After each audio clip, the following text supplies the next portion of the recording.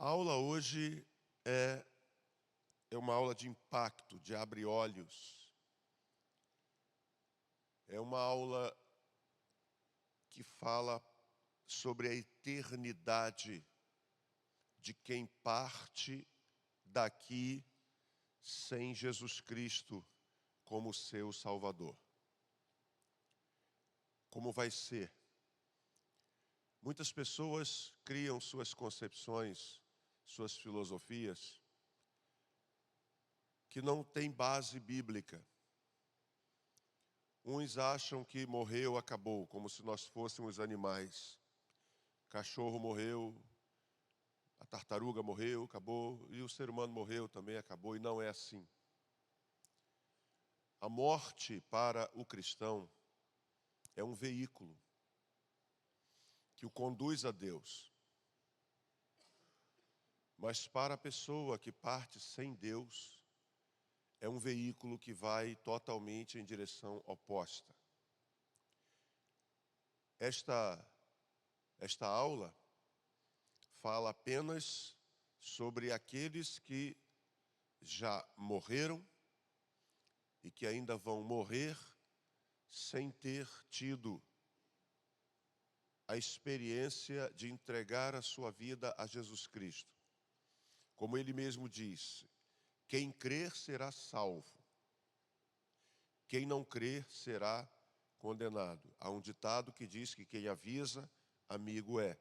Então Deus é amigo. Isso vem sendo avisado desde o Calvário. Infelizmente, ao longo de décadas, a igreja entrou por um caminho de prosperidade, infelizmente, desvirtuando as pessoas das grandes doutrinas da palavra, que não são mais ensinadas nem pregadas, são deixadas ao acaso, em segundo plano. Muitos nunca nem ouviram falar disso aí, nem sabem que isso existe na Bíblia. Mas ainda tem um remanescente que se preocupa com as Escrituras. Então vamos lá direto ao assunto, porque vai render. Qualquer pergunta que alguém quiser fazer, levante a sua mão, o microfone vai até você e você pode perguntar.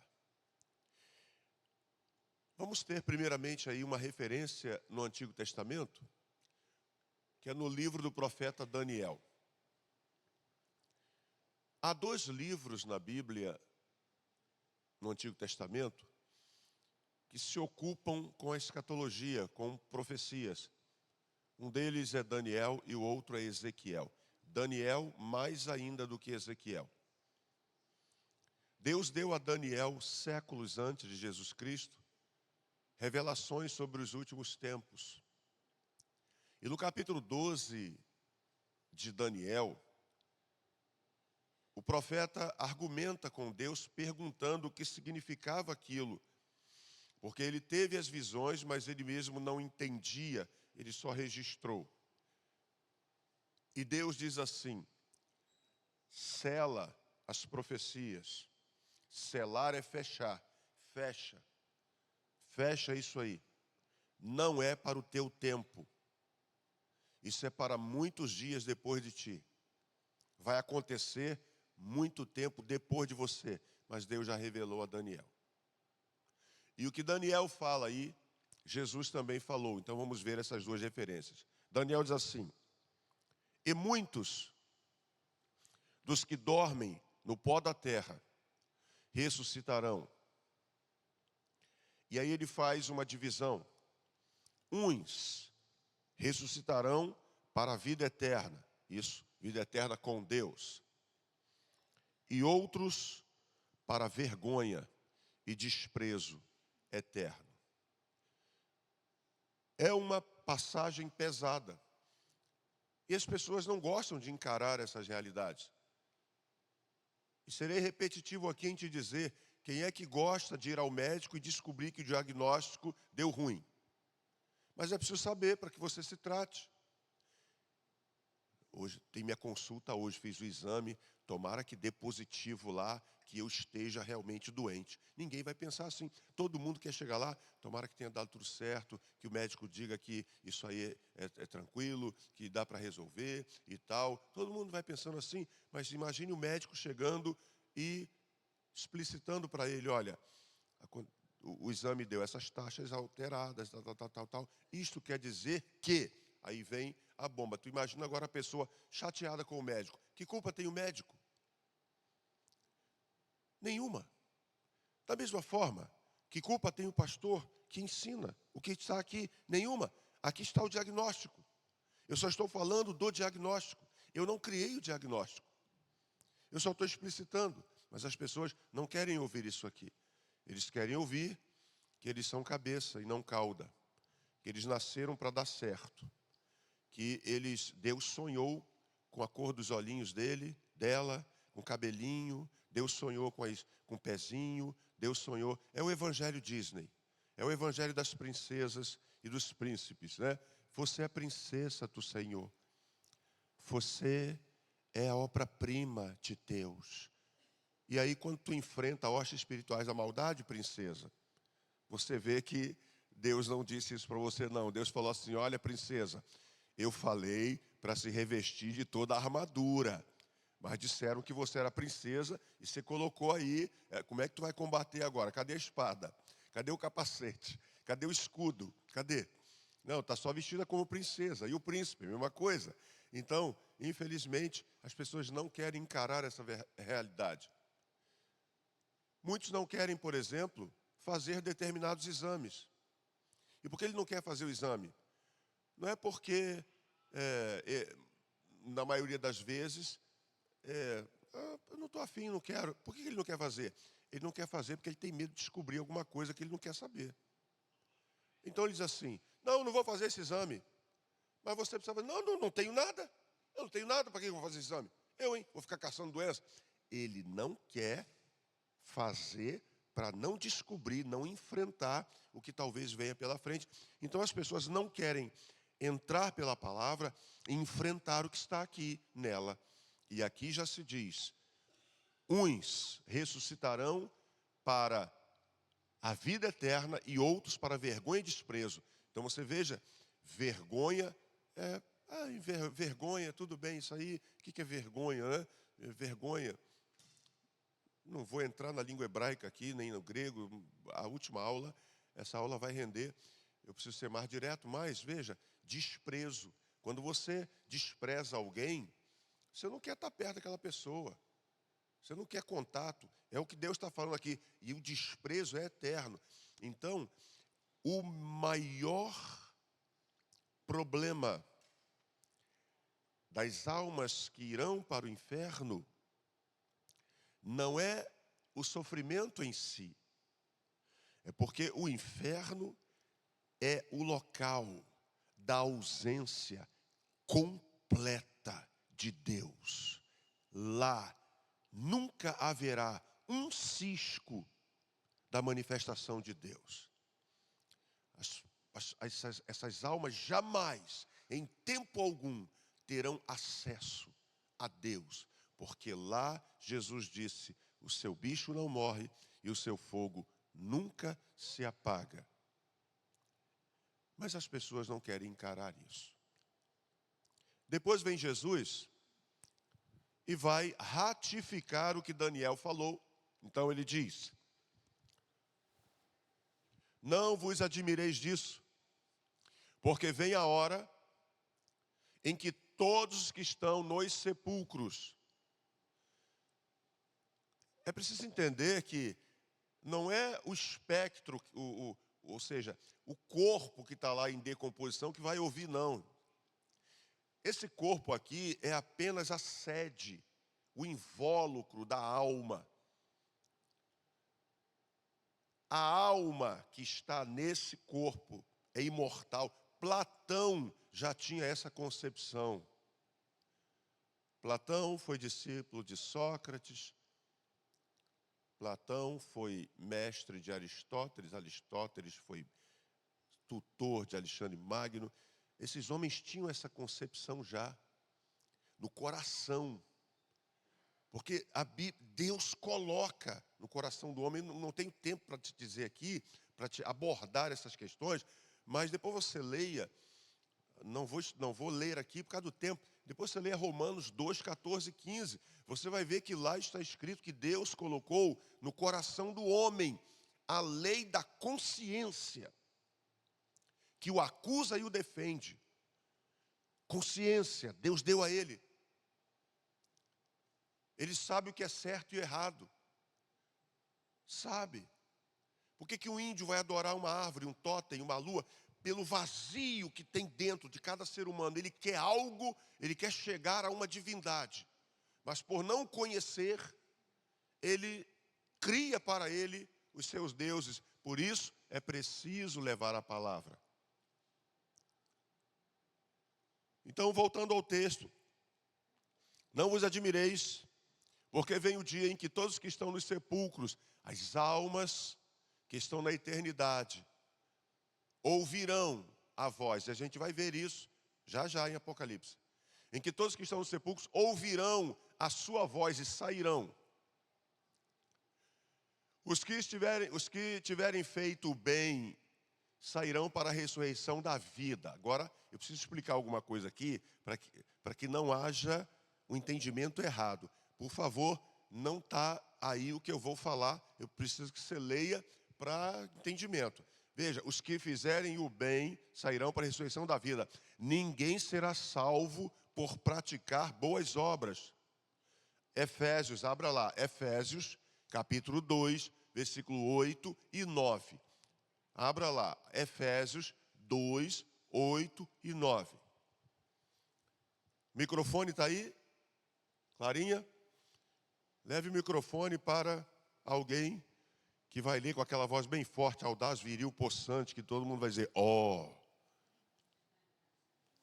Tá, serve você mesmo, JP, vai.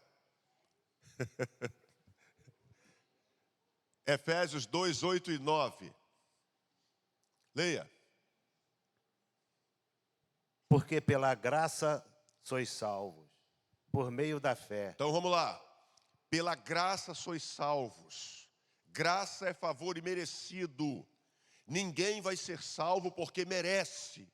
Se alguém tivesse de ser salvo por merecimento, Jesus Cristo não precisaria enfrentar a cruz. Não vem, vai, continue. E isso não vem de vós, é dom de Deus. Vai. Não vem das obras, para que ninguém se glorie. Dá uma parada aí. Não vem das obras, não vem de ninguém. Por que eu vou ser salvo? Porque eu sou uma pessoa, Deus sabe, Deus conhece. Eu não mato, não bebo, não fumo, não roubo. Eu não pratico mal para ninguém. Eu ajudo pessoas, inclusive eu faço caridade. Isso todo ser humano deveria agir assim. Nós não somos animais. Os animais, eles matam não por maldade. Eles matam para se defender, por instinto e por fome. O ser humano não. O ser humano maquina o mal contra o outro. Não deveria ser assim. Nós chegamos à categoria abaixo de animais, muitas vezes. Quando eu digo nós, estou falando da humanidade, né? Você veja como está hoje a situação. Viu lá o sujeito, deu 60 socos na cara da namorada. E agora está lá, de mamãezada, não me bota numa cela sozinho. Agora enfrenta lá os caras, o fortão. Agora pega lá, ó, bati nela e quem se meter comigo aqui na cela, vou mostrar a foto como ficou para vocês, hein? Não, me bota numa cela sozinho, por que não enfrenta agora? Ah, agora caiu na realidade, né? Estava fora de si, agora voltou o si voltou. Voltou. Não sabia o que estava fazendo, agora sabe. Enfim, você vê a maldade do ser humano, o desequilíbrio. E você acha que isso acontece porque ausência de Deus. Então, quando a pessoa diz, eu não mato, não bebo, não fumo, não roubo, eu pratico caridade, eu faço isso, faço aquilo, uma vez por semana, inclusive, eu dou o meu dia, eu vou a um hospital, serviço voluntário, e fico lá, fazendo trabalho e tal, não sei o que. Ok, ótimo, parabéns. Todo mundo deveria fazer coisas assim, como você faz. Mas isso não salva ninguém. Jesus, a palavra diz aí, Não vem pelas obras para que ninguém se glorie. Então, quando a pessoa diz, eu faço, eu não mato, em outras palavras, ele está dizendo assim, eu sou tão bonzinho que, tadinho, Jesus morreu à toa por mim. Por mim ele não precisava morrer, não. Ele morreu por muitos outros aí. Porque eu não mato, eu não bebo, eu não fumo, eu não roubo, eu não ando por aí em uma vida devassa, eu sou de casa para o trabalho, de trabalho para casa. Se Jesus tivesse me perguntado, eu teria dito para ele, Senhor, não morre por mim não, o Senhor está morrendo por uma pessoa perfeita. Mas tem uns aí que o Senhor precisa morrer, né? O Senhor morra por eles, por mim não. Prossiga, o texto não terminou ainda, vai? Porque, Ah, porque somos feitura sua, criados em Cristo. vai. Jesus para as boas Olha obras, aí. as quais Deus preparou para que andássemos nelas. Deus quer que andemos fazendo boas obras. É isso aí. Mas isso não te salva. Então, quando diz ali, os que tiverem feito bem, está vendo, olha lá? Eu não era religioso, eu não era de igreja nenhuma, eu não professava fé nenhuma. Na verdade, eu era aquele sujeito que sempre fiquei em cima do muro, né? Eu era agnóstico. O que é o agnóstico? O agnóstico é aquele que ele não entra em assuntos de Deus, ele não fala nem contra nem a favor. Quando o assunto surge, ele se abstém, não entra, não quer falar, ele é agnóstico. Gnosis em grego é conhecimento. Agnóstico, o alfa é um prefixo de negação, é o não conhecimento. Então, o agnóstico, eu não me meto nisso, eu sou isento disso. Foi o caso de Pilatos, de certa forma, né? Eu não vejo nele crime algum, crucifico, mas Pilatos não queria, Pilatos queria soltar Jesus, mas a multidão não, crucificam, e ele foi pela multidão. Isso acontece até hoje. Você quer Jesus, mas a multidão da tua família já segue uma linha religiosa e eu vou seguir a mesma linha da minha família. E aí é que a coisa complica. Mas, como eu disse, se fôssemos falar de escatologia, continuássemos, até dezembro haveria assunto, todo domingo, para continuar falando sobre assuntos escatológicos. E é claro que eu não estaria já aqui, ainda estaria lá atrás, falando sobre o anticristo, a marca da besta, os 7 selos, as 7 taças e tudo mais. Prossigo. Terminou, né, JP? Continuando, então, o texto que lemos, está na minha retaguarda, e os que tiverem praticado o mal para a ressurreição do juízo. Esse bem e mal vai aparecer de novo, lá na frente, na conclusão desse estudo aqui. Agora, nós entramos na análise do texto propriamente dito, onde as almas ressuscitarão e entrarão em juízo. Na Bíblia Sagrada, sobretudo no livro de Apocalipse, nós temos, já no capítulo 4, já vemos Deus sentado em um trono. Capítulo 4, não precisa ler, de Apocalipse, já falei sobre isso. E no capítulo 20, esse trono onde Deus está sentado é chamado de o juízo do trono branco. Esse trono branco, que agora nós vamos ver aqui, é só para sentenciar. Todos os que vão ressuscitar aí são só para serem sentenciados, porque condenados eles já estão. Como se explica isso? Pense em uma pessoa, vou falar dos dois lados. Pense em uma pessoa que entendeu o Evangelho, que creu no Evangelho, em Jesus Cristo. Todos pecaram. Ele entendeu, eu sou um pecador, eu preciso da graça de Deus, eu preciso me arrepender dos meus pecados, eu quero Deus na minha vida. Jesus Cristo morreu por mim e eu entendo que sem Ele eu não teria acesso a Deus. Todos pecaram e destituídos são da glória de Deus. Se com o teu coração creres, com a tua boca confessares que Jesus Cristo é o Senhor, então serás salvo. Entendeu tudo isso, não é? quem vem a mim de maneira nenhuma lançarei fora. Ele entendeu e ele veio para Jesus. Então hoje, quando ele vem para Jesus, em vida, ele está salvo. Se esta pessoa morrer, veja, ele já foi salvo. Entendeu isso?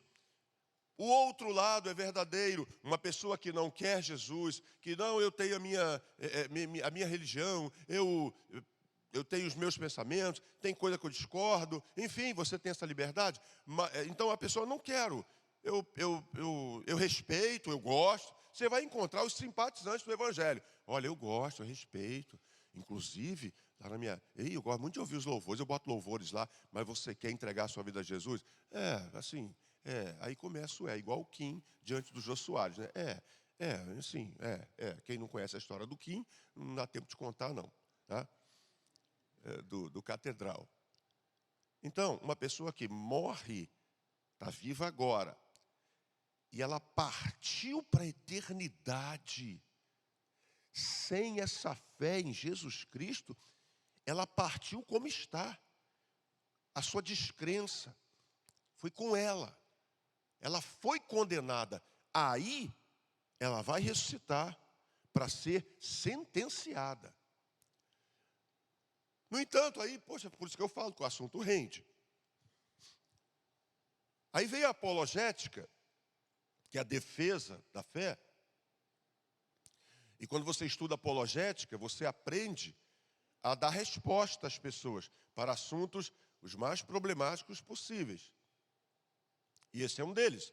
A pessoa diz assim, tá, quer dizer que Jesus me ama. Aí você, sim, Jesus te ama.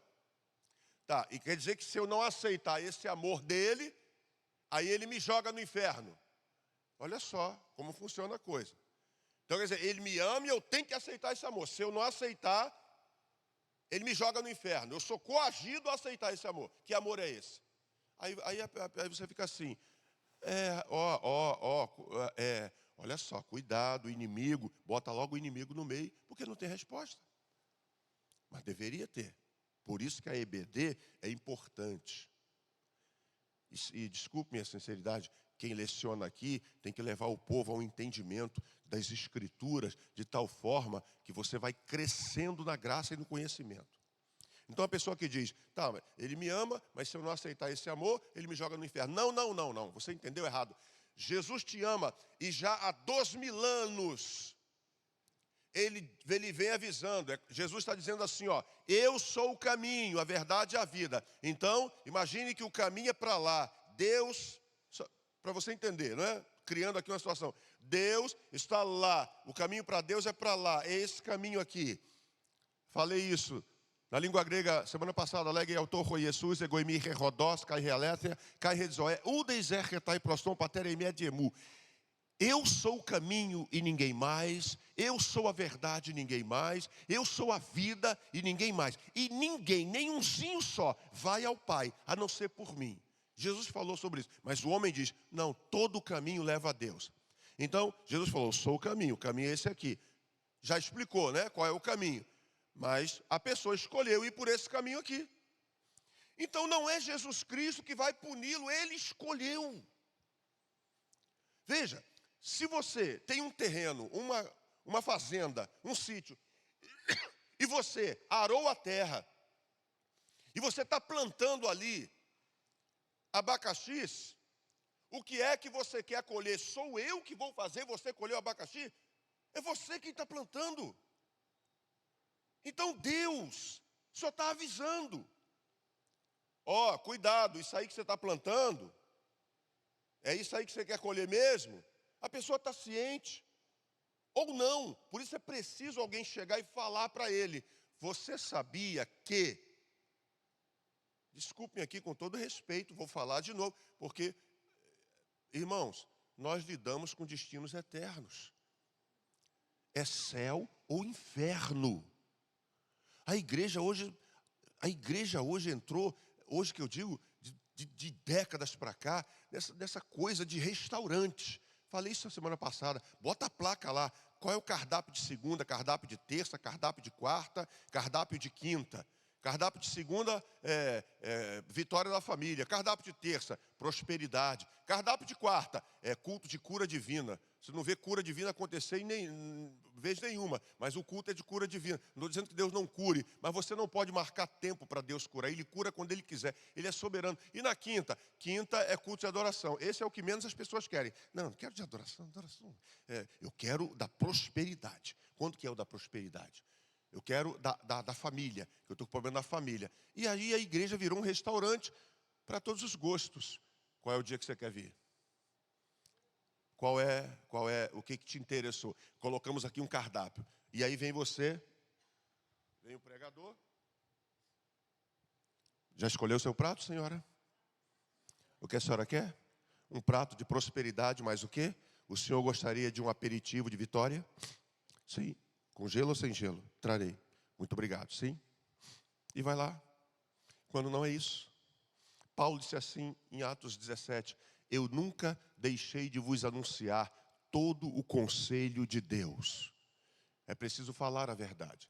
Então falo de novo aqui. E falo com carinho. Porque as pessoas se enganam. Eu falo comigo mesmo. Gente, pelo amor de Deus. Como as pessoas em sã consciência não percebem que isso aqui é maligno.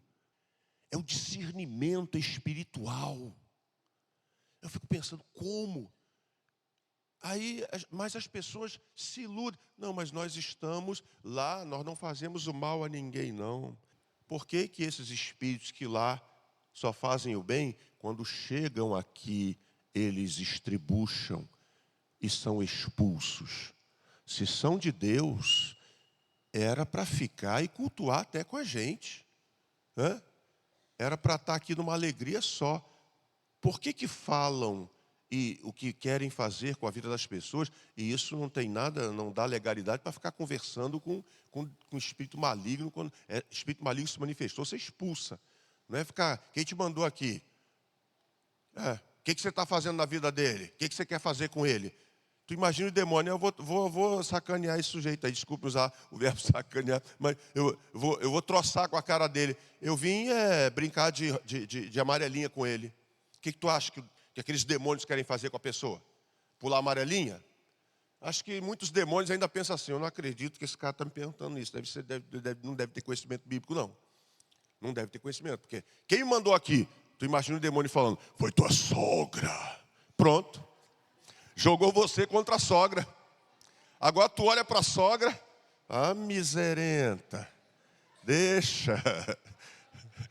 Foi não sei quem. Aí fala o nome de uma amiga tua que fez um trabalho para você. Jogou você contra a tua amiga e a mulher não tem nada a ver.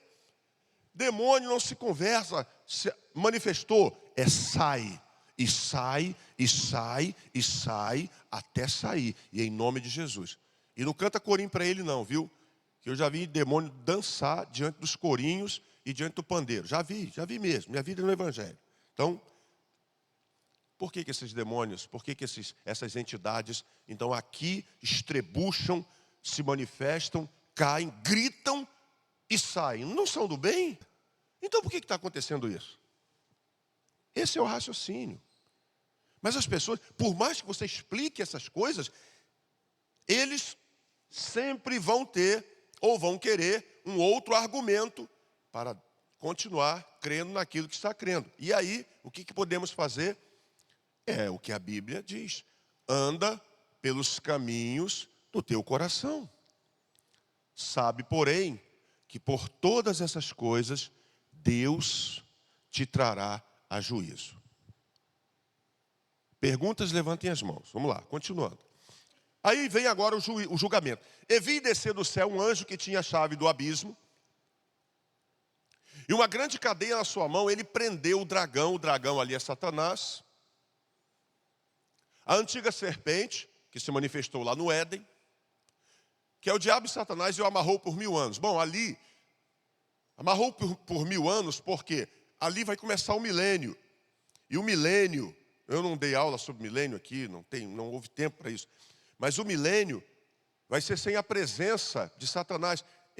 Estará totalmente preso, amarrado, isolado.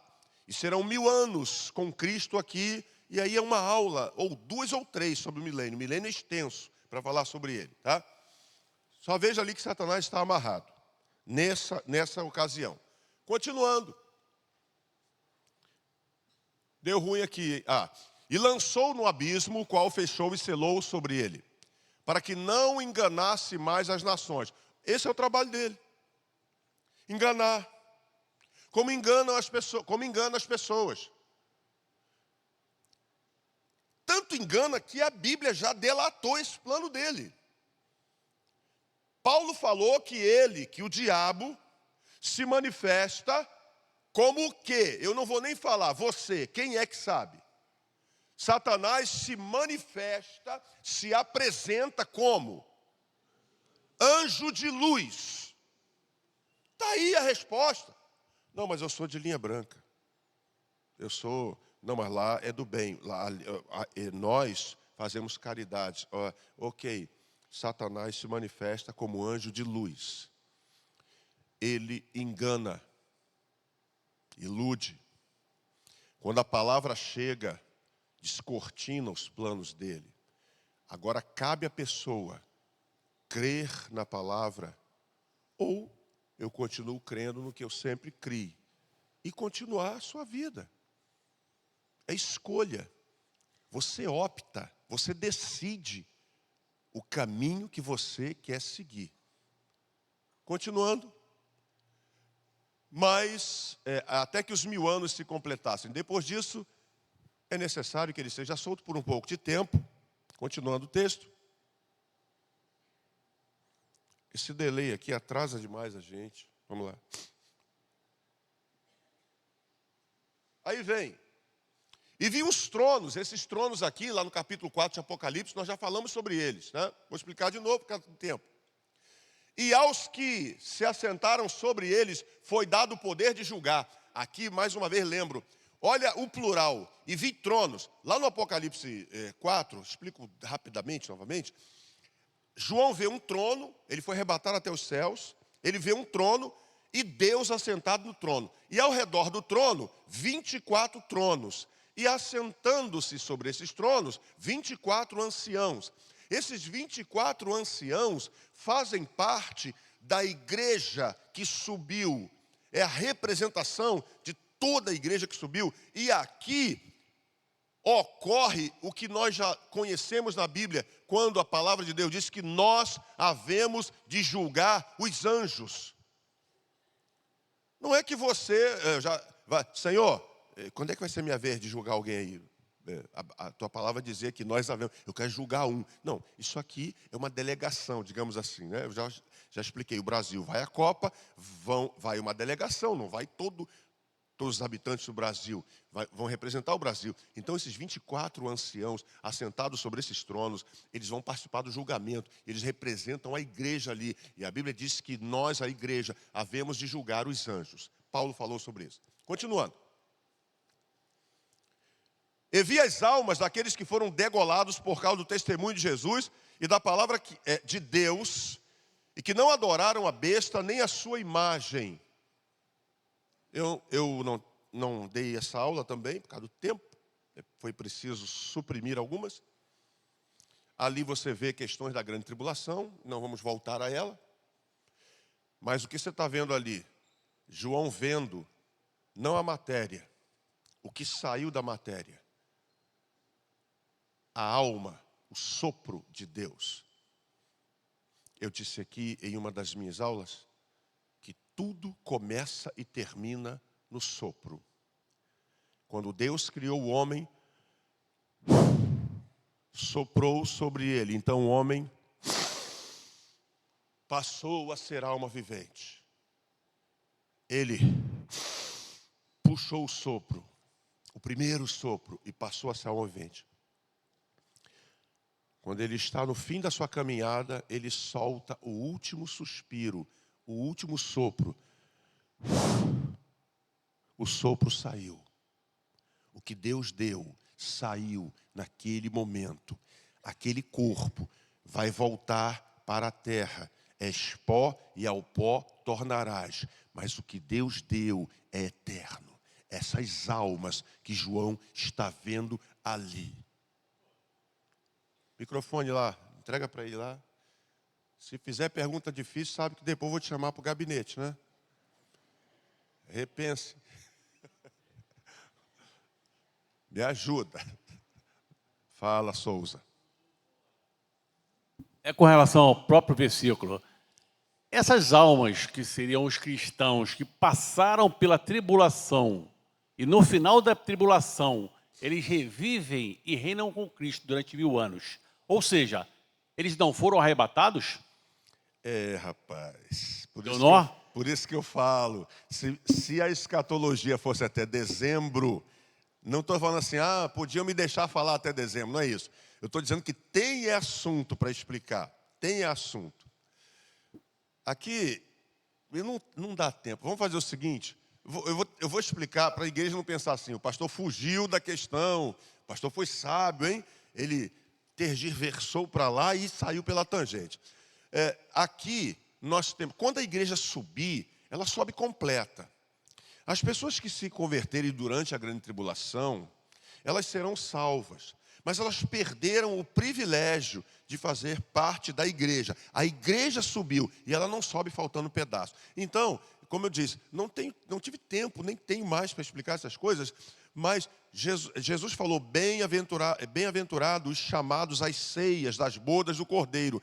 Haverá convidados, pessoas que chegarão ali, mas não mais como status de igreja, mas como convidados às ceias das bodas, à festa. Um casamento não tem só o noivo e a noiva. Quem é a noiva? A igreja. Quem é o noivo? O Senhor Jesus. E os convidados? Então, haverá convidados ali. Essa linha, mas que ainda falta muita coisa a explicar, que se eu entrar nela, aí essa aula não termina, tá?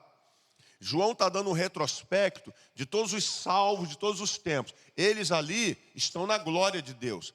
Ou melhor, eles vão receber um corpo de glória e vão entrar na glória de Deus. Essas almas estão salvas, tá? Por enquanto, esse é o entendimento que posso dar devido ao tempo. Continuando. E não receberam sinal na fronte nem nas mãos, e reviveram e reinaram com Cristo durante 1000 anos. Aí o milênio ocorre e tal. Continuo. Aí sim agora, veja esse mas. Mas, porém, contudo, todavia, no entanto, entretanto, os outros mortos não reviveram. Até que os 1000 anos se completassem. Esta é a primeira ressurreição. Há 2 ressurreições registradas na Bíblia. A primeira ressurreição é para os salvos, todos os salvos. E a primeira ressurreição se divide em 2 etapas. Os teólogos, os escatólogos, entendem o seguinte, e entendem biblicamente. O início da primeira ressurreição ocorre no arrebatamento da igreja. Os mortos ressuscitarão primeiro, depois nós que estivermos vivos subiremos juntamente com eles, e assim vai. Paulo fala. Ali começa a primeira ressurreição. E termina com esses mártires que nós vimos aqui. Todos já ressuscitaram. Esta é a primeira ressurreição. A primeira ressurreição é para os salvos. Agora, aqueles que vão entrar no juízo final só vão ressuscitar 1000 anos depois. E isso tem suas divergências para quem estuda a escatologia. Por isso tem a encrenca do pós-milenista, do pré-milenista, do amilenista, que também não entramos aqui. Continuando. Bem-aventurado e santo é aquele que tem parte na primeira ressurreição. Qual é que você planeja participar? Você escolhe. A Bíblia está dizendo, feliz aquele. Oi, fala, Lúcio. Deixa eu fazer uma colocação aqui, pastor. Nós sabemos que vai ter a primeira ressurreição, né? Sim. A igreja vai ser arrebatada. E nesse período do arrebatamento da igreja, né? E naturalmente não tem mais a salvação através de Jesus. Ou seja, não tem mais o Espírito Santo, não tem mais o Consolador. Mas vai haver salvação. Isso, perfeito. Tá? Só que a salvação através do sangue de Jesus, tá? Acabou, encerrou. A salvação vai ser feita pelo próprio testemunho acerca de Jesus. Sim, Sim, resumindo. ou seja, o que eu quero dizer, através do próprio sangue. Resumindo o que você está falando, a frase é a seguinte: Do próprio as sangue. pessoas que se converterem durante a grande tribulação, elas serão mortas. E aí vai ser muito mais difícil, Sim, com porque certeza. Eu falei sobre isso aqui em uma aula. ninguém vai querer encarar a morte. Vai estar diante de Eu falei, as pessoas hoje Alguma arma, se alguma desviam espada? porque pisaram numa casca de banana, se desvia fazendo biquinho, crente mimizento. No aniversário dele, ninguém ligou para ele. Eu desanimei, foi para onde? Eu não quero mais não. Os irmãos têm muita falta de amor, porque ninguém deu tapinha nas costas dele. Aí é onde eu falo, irmãos, a gente tem que crescer na fé, a gente tem que crescer, pelo amor de Deus. Eu sei que nem todo mundo é igual. Nós somos diferentes, nas digitais já mostra isso, nós somos diferentes. Mas nós não podemos ser meninos na fé o tempo todo. Crescei na graça, no conhecimento. A gente tem que crescer e não depender de A, de B ou de C. Olha para Jesus, o autor e consumador da tua fé. Essa é a regra bíblica. Aí eu digo aqui, ano passado eu tive câncer, eu fiz uma cirurgia, muita gente aqui sabe. Olha, eu digo, 90% de vocês nunca veio aqui e fala: pastor Anselmo, e aí, pastor, como é que o senhor está? Me dá um abraço. E tu acha que meu Deus, aquela irmã ali nunca veio a mim. Irmão, para com isso. Eu fiquei internado, ninguém me ligou, ninguém me visitou, ninguém. Eu sei que é preciso. Poxa, você ficou triste, mas isso não tem que abalar a tua fé. Então, hoje as pessoas se desviam por essas besteiras. Então, Agora, tu imagina na grande tribulação, uma pistola na cabeça. Eu criei essa ilustração só para você entender, não quer dizer que vai ser assim. Vai ser pior do que isso. Uma pistola na tua cabeça. Você confessa Jesus? Claro que eu confesso. Se hoje não confessa, porque não, eu tenho minhas concepções, porque eu entendo de forma diferente. Agora, na grande tribulação, entendeu que realmente era assim, pode dar o tiro na minha cabeça, mas não vai onde é que a realidade para muitos é onde é que eu recebo a marca da besta. É aqui, pode dar. É na testa ou na mão? Pode dar. Que tira essa pistola da minha cabeça. As pessoas se desviam hoje por nada. não. Então, só para concluir, pastor, então, o período da graça termina no arrebatamento da igreja e daí para frente a responsabilidade ela vai ser O período da graça se encerra no arrebatamento da aqui, igreja. não no arrebatamento. Se estende durante a grande tribulação, porque essas almas também serão salvas. Sim, A graça continua. sim, mas não mais através do sangue de Jesus. É através do sangue, porque não existe salvação fora do sangue. Mas eu entendo o que você quer falar. Sim. É a exposição da própria vida agora. Sim. É isso, tá? Tá, Eu vou ser salvo por manter o meu posicionamento e ser morto. É isso. Vai ter uma arma, por exemplo, na cabeça de um filho, na cabeça de uma esposa. E aí vai ser muito mais difícil alguém confessar Jesus. Com É certeza, isso? exatamente. Tá ok, está encerrado. Prossigo. Estou desesperado já aqui com o tempo. Olha lá, clicando aqui, esse negócio não vai. Aí agora já entrou aqui, cancelar, vamos lá. Foi? Não vai. Cancela de novo, tenta novamente. Vamos lá? Cancela, tenta novamente. Peço ajuda aos universitários. Mudem para mim o slide, por favor. Deu ruim aqui. Irmãos, abram a Bíblia, então, vamos lá. Esqueça aqui os slides. Abram a Bíblia em Apocalipse 20, a partir do versículo 6. Vamos lá, senão já era. Esquece aqui.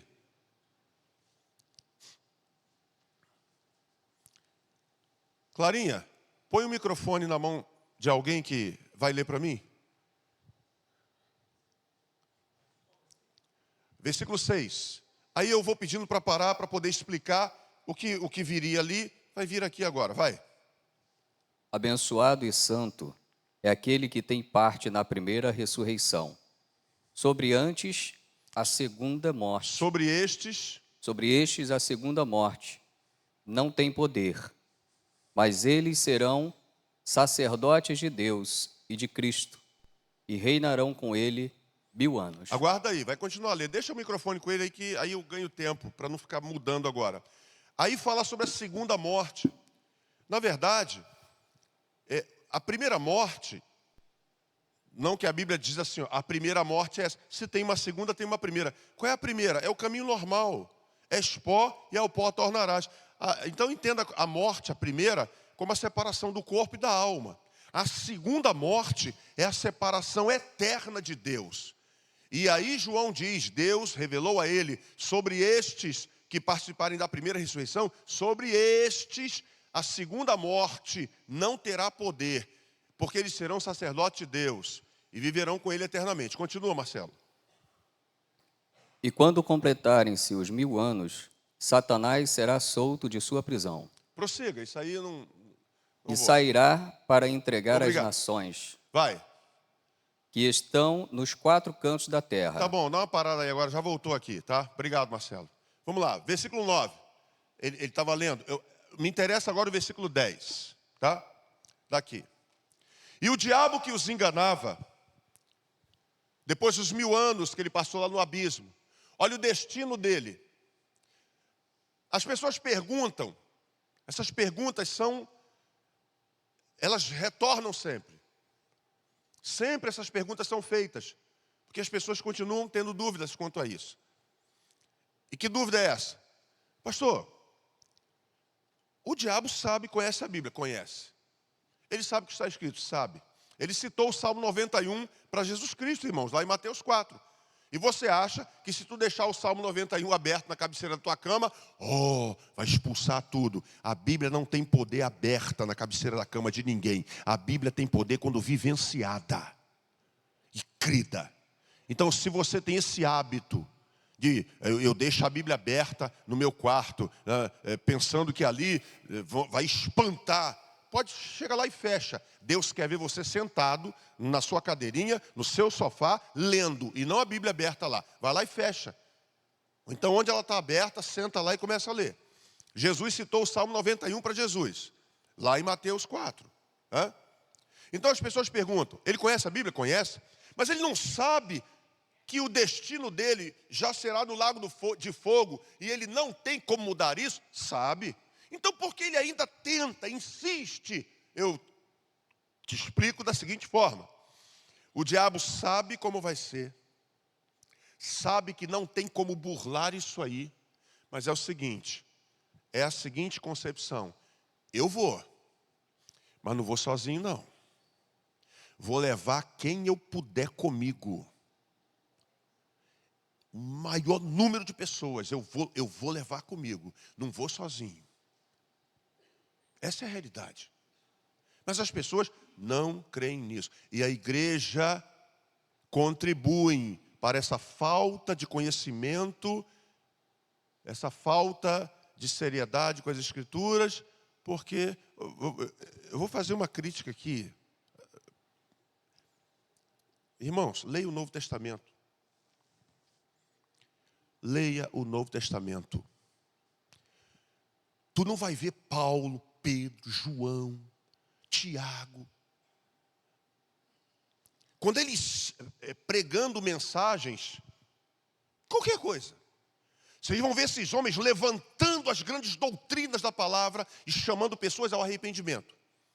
Quando esses homens puxam o Antigo Testamento, é para provar que Jesus Cristo está profetizado lá. Mas é claro que o conteúdo do Antigo Testamento vai trazer para nós ensinamentos valiosíssimos.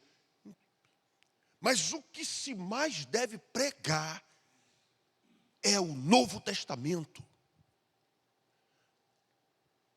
Não tem que pregar o Antigo? Não, não é isso que eu estou falando, não. Aí, às vezes, eu quero falar nessa noite sobre o Vale de Baca. Eu imagino Paulo pregando sobre o Vale de Baca. Eu vou falar sobre, sei lá, pega lá um assunto qualquer. E vou abordar aqui coisas, cara, de onde tu tirou isso aí? Como é que isso aí serviu para quê? Mas eu entendo, veja, quando você prega sobre Abraão, Abraão teve uma chamada e tal. Eu quero pregar sobre chamada, vou falar sobre Abraão e tal. É lícito. Eu só estou te mostrando que a urgência de Paulo, Pedro, João, Tiago, Bartolomeu, Tomé, Filipe, todos eles era levar Jesus Cristo às pessoas. A gente precisa cair nessa realidade. Jesus Cristo precisa entrar. A vida de Zaqueu só mudou quando Jesus entrou na casa dele. A vida da mulher samaritana mudou quando Jesus teve um diálogo com ela no poço. A vida de Nicodemos mudou quando ele foi se encontrar com Jesus. A vida de Saulo mudou quando ele teve um encontro com Jesus no caminho de Damasco. É isso que eu estou falando. Mas hoje, a gente... nós precisamos levantar as grandes doutrinas da Bíblia. Expor para a igreja. O povo está sedento de palavra, sedento de ouvir, de aprender. E nós que estamos aqui é quem temos essa responsabilidade. Então a gente não pode se furtar a isso. Ao subir aqui, ao ministrar aqui, é pregar uma mensagem de tal forma que quem ouvir pense assim: depois de ouvir o que eu ouvi hoje, eu não posso mais continuar como estou. Eu preciso tomar uma decisão. Eu preciso mudar. É isso. Isso aqui, pergunto a você, não estou falando só de ERC, não. Vá para as igrejas. Pense em quantos anos você já ouviu isso aí. Tem anos que você não ouve isso. Uma vez um pastor disse para mim, há muitos anos, isso tem já uns 20 anos, eu estava falando sobre assuntos assim, escatologia. E aí chega um pastor para mim, amigo meu, ele não chegou me recriminando não, mas olha a frase. E aí, Anselmo, e aí, rapaz, como é que você está?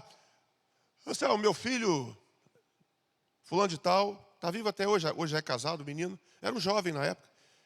Ele está meio assim ele vem para os cultos, mas não tem vindo para a escola dominical. Aí, vamos para a escola dominical. Ah, não, pai, vou lá para a escola dominical para ficar ouvindo o pastor Anselmo falar da eternidade. Aí ele falou, sabe por que, Anselmo? Os jovens não estão interessados nisso, não. Olha só, meu irmão, a minha vontade foi puxar uma cadeira e falar aqui, senta aqui, pastor, senta aí. Vamos sentar aqui, senta aqui. Agora tu vai me ouvir. Como que um pastor ainda quer... Não, os jovens não estão preocupados, não. Jovem morre. Jovem vai para a eternidade. Jovem vai encarar isso daí. Adolescente também. E aí, a gente precisa falar para os jovens, para os adolescentes, a gente tem que falar sobre empreendedorismo. Claro, ensine para eles sim.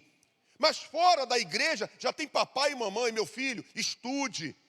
Minha filha, estude, preste um vestibular. O que você quer ser quando você fizer vestibular? Você quer fazer o quê? Olha, pensa, você está orientando o seu filho.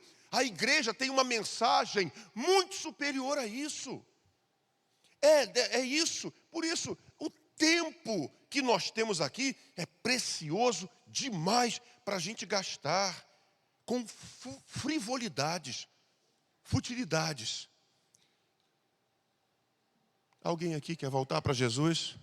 Depois dessa palavra. Volte. E o diabo que os enganava foi lançado no lago de fogo e enxofre, onde estão a besta e o falso profeta, e de dia e de noite serão atormentados pelos séculos dos séculos. Olha isso aqui, vou usar só essa frase, e o próximo já é quase encerrando. E de dia e de noite serão atormentados pelos séculos dos séculos. Quem vai ser atormentado no inferno, irmão?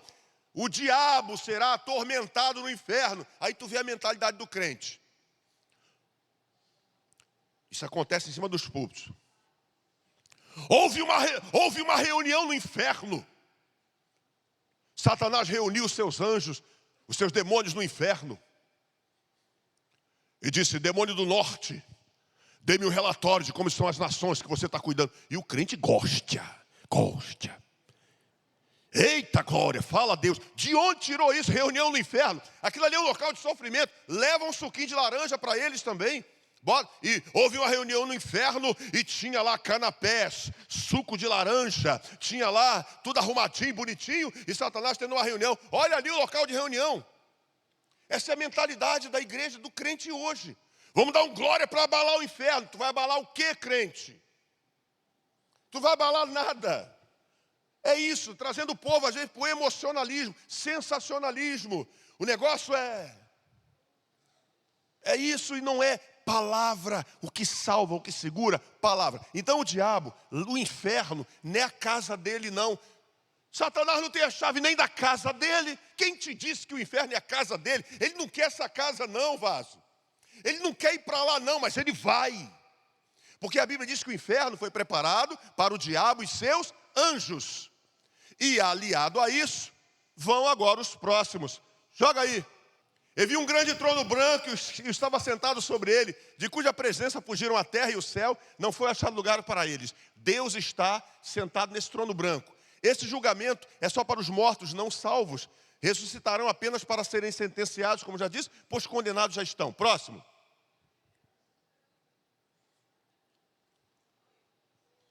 Aí, aqui, já vai fechando o assunto. Dê-me mais 3 minutinhos. Eu vi os mortos, grandes e pequenos, em pé diante do trono. Olha o que Paulo disse. Todo joelho se dobrará diante dele. Deus deu a ele um nome que é sobre todo nome, e ao nome de Jesus todo joelho se dobrará. E vi os mortos, grandes e pequenos, em pé diante do trono, e abriram-se os livros, e abriu-se outro livro que é o da vida, e os mortos foram julgados pelas coisas que estavam escritas nos livros, segundo as suas obras. Explico rapidamente aqui, e já estou em velocidade 10. Porque é o seguinte, ali você tem livros no plural e livro que é o livro da vida. Os livros, aqui irmãos, no Novo Testamento, é um contexto jurídico, é um contexto de tribunal. Estão diante de um juiz de toda a terra, que é Jesus Cristo. Deus deu a ele todo o juízo. Estão diante de Deus, há um julgamento. E entenda esses livros como os livros das obras, da vida das pessoas, do que professavam, do que criam, de como viveram. Ali, entenda como provas. As pessoas estão sendo julgadas com base nos autos do processo, é isso. Ali é um contexto neotestamentário, na língua grega, de tribunal. Estão diante de um tribunal e não se julga ninguém sem provas. Então os livros ali são para provar às pessoas. A sua vida foi essa. Isso é para a gente entender, mas o que vai acontecer aqui, a gente não tem dimensão de como vai ser tudo isso aí. Mas os livros mostram a pessoa, provam a pessoa que a condenação é justa. E aí, o livro da vida é o seguinte: de acordo com a vida que você levou, com a fé que você professou, com as decisões que você teve, que estão escritas aqui, o seu nome não entrou nesse livro aqui. Que livro é esse? O livro da vida. Prossiga, não vou falar desse próximo por causa do tempo. Dá mais um toque aí, eu acho que é o final. Eu estou em Apocalipse 14, Apocalipse 20, versículo 14 e 15. Algumas traduções dizem assim, como diz aqui: e a morte e o inferno. Inferno aí é tradução da palavra Hades em grego. E não é a melhor tradução ali. Ali é o além, o mundo dos mortos. Então, a morte e o além foram lançados no lago de fogo. E isso corrobora com o que a Bíblia diz em Apocalipse 20, versículo 5. 20, versículo 5. Que a morte vai ser tirada, a morte deixará de existir, mas isso é outro caso. Versículo 15. E todo aquele que não foi achado inscrito no livro da vida foi lançado no lago de fogo. Isso é duro, né? É duríssimo. As pessoas querem ouvir isso? Irmãos, essas palavras, essas mensagens, Eu não vou dizer que não enche igreja não, porque enche. Enche no sentido de, nós precisamos encher essa igreja, não é isso. Porque as pessoas querem ouvir a palavra. Estão sedentas pela palavra. Eu não estou falando de crescimento de membro, não. Estou falando de vidas que querem ouvir a palavra. Eu vou naquela igreja porque lá a exposição da palavra é feita, é isso. Quando chegarmos na eternidade, imagine nós líderes, eu e você, pastores, nós chegarmos na eternidade e o Senhor nos fizer a seguinte pergunta, ou nos fizer a seguinte afirmação: eu te mandei fazer discípulos, não membros.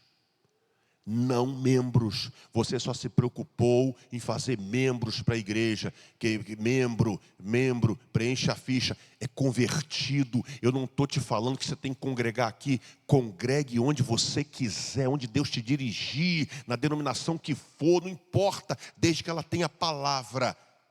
E fique membro lá. Se quiser ficar aqui, fique. Mas o objetivo de quem prega não é encher a igreja de membros, é encher o céu de convertidos. Então, palavras como essa podem não encher a igreja, mas enchem os céus. Agora eu vou te falar uma outra coisa também. E encerro. Michel Louvor pode vir para cá. Sabe por que também não é falado sobre essas coisas?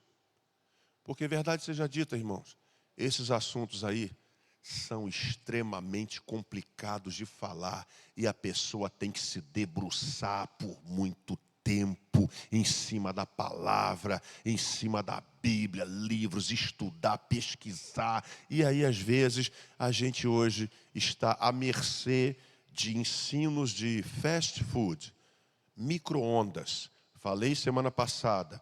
Eu não tenho tempo para pregar, né? Não tenho tempo para preparar a mensagem. Não tem problema, não. Abre o teu Facebook. Ei, você, pregador, que está sem tempo para pregar, e tal. Clique aí no Saiba Mais, abaixo. Apenas por 10 de não sei quanto, você vai ter não sei quantos esboços. E a inteligência artificial. Então, tu chega lá no chat GPT,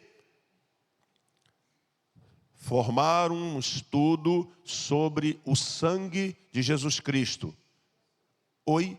Você falou para formar um estudo no sangue de Jesus Cristo. Digite sim ou digite não. Sim. Ok. Você gostaria que o estudo tivesse quantos tópicos? 3, 5, 7, com 4 tópicos. E, irmãos, é isso que está acontecendo. Olha a avacalhação que está. É isso. Então as pessoas não estão perdendo tempo, não, que não se perde. Gastando tempo com a palavra. Isso dá um trabalho amuado. Eu não sei o que é amuado, mas já falaram, guardei essa frase, essa palavra. Dá um trabalho amuado. Então, eu não falo sobre isso, não. Aí você vê hoje, sabe como é que está hoje? Pastor fulano de tal. Conhecimento bíblico. Quase nada. Por quê? Não, eu sou pastor dos jovens.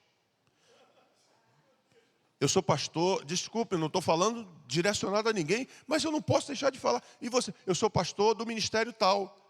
Como se dissesse assim, eu sou pastor do ministério de música. Então eu não preciso conhecer Bíblia, não. Isso aí é com os pastores aí, teólogos e tal. E você? Eu sou pastor dos adolescentes. E aí, como é que é? E de Bíblia? Não, pastor dos adolescentes, a gente faz lá, né, a galera, o yupi e tal, para a direita, para a esquerda, aí eles gostam, né, e tal, e Bíblia. E quando tiver de sentar um adolescente, senta aí. E quando tiver, é isso que eu estou falando. Essa palavra que eu estou dando aqui é um abre-olhos. Deus abençoe a todos. Essa foi a última aula. Até a próxima oportunidade. Amém.